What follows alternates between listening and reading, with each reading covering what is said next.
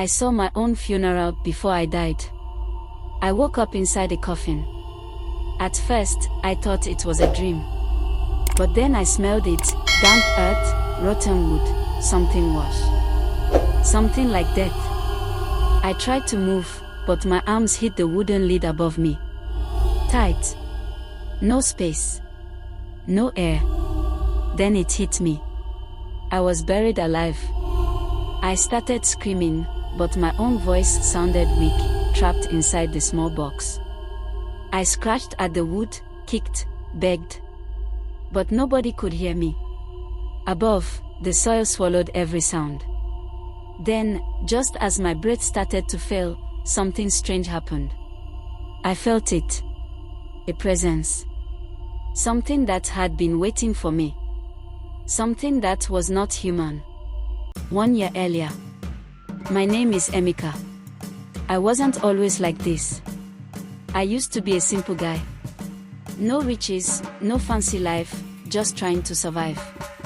I sold phone accessories in the market, made just enough to eat, and sent a little home to my mother in the village. Life was hard. I won't lie. Some days, I would sit in my small one-room apartment, staring at my empty food shelf, wondering when things would change. Then I met Jide again. Jide and I grew up together. We suffered together. But now, he was different. The same Jide who once borrowed my slippers was now driving a Benz. Wearing designer clothes. Spending money like water. The way people respected him, called him chairman, made my chest tight with jealousy. I asked him how. He laughed. Yo who, bro? You dey sell charger for market like Mumu. Come hustle. Money full ground. I told him I wasn't interested. I had heard the stories. Boys doing fraud, scamming white people, getting rich fast. But I also heard about the ones who ran mad. The ones who disappeared. Jide just laughed. Forget those ones. Know them no do well. I told him no. Then, 2 weeks later, my mother fell sick. The hospital bills came. My landlord threatened to throw me out. So I called Jide. Teach me, I said. The beginning. At first, it was easy.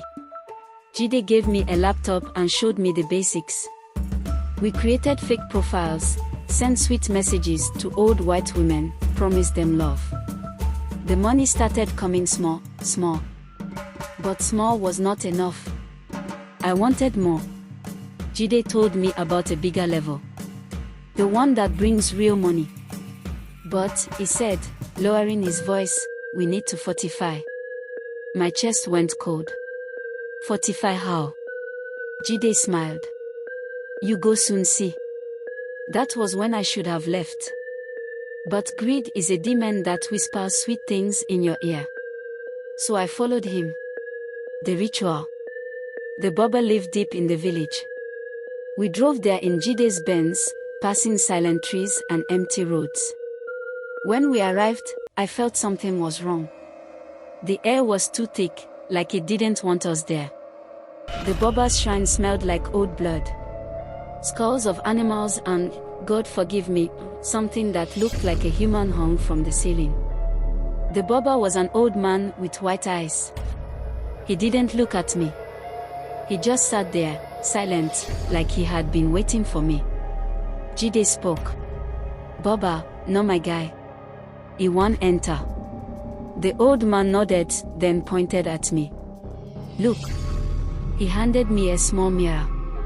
I hesitated, then looked inside. At first, I saw myself. Then, the image changed. My reflection grinned. But my real face was still. I felt my stomach twist. The Baba chuckled. You will enjoy. But not for long. Something told me to run. But my legs didn't move. I swallowed my fear. What do I have to do? The Baba smiled. And the real horror began. The money. After the ritual, everything changed. Money poured in. More than I had ever seen. Dollars. Pounds. My bank account swelled overnight. I moved into a mansion. Bought a car. Wore the best clothes. Ate the best food. People started calling me a boss. Even my landlord, the same man who once insulted me, now greeted me with respect. Women threw themselves at me. Police officers called me sir. I should have been happy. But something was wrong.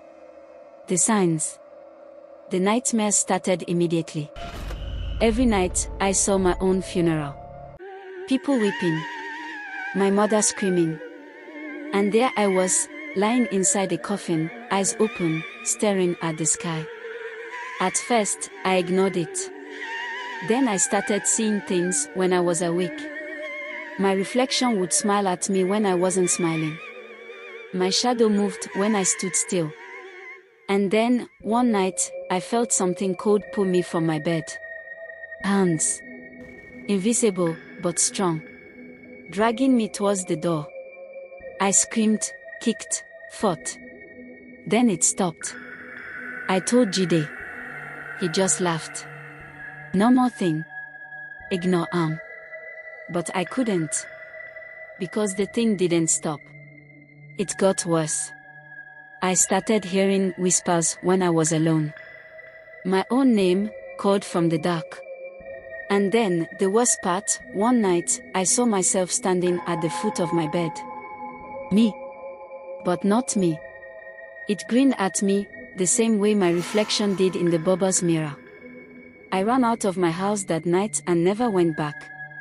I tried to leave everything. Tried to run back to my old life. But it was too late. Because the deal was sealed. The end, or so I thought. Now, here I am. Inside the coffin. Buried, but not dead. I can hear footsteps above. Laughter. Jide's voice. He sacrificed me. I should have died. But the thing inside me refused to let me go. And as I lay there, trapped between life and death, I heard another voice. Not human. Not friendly.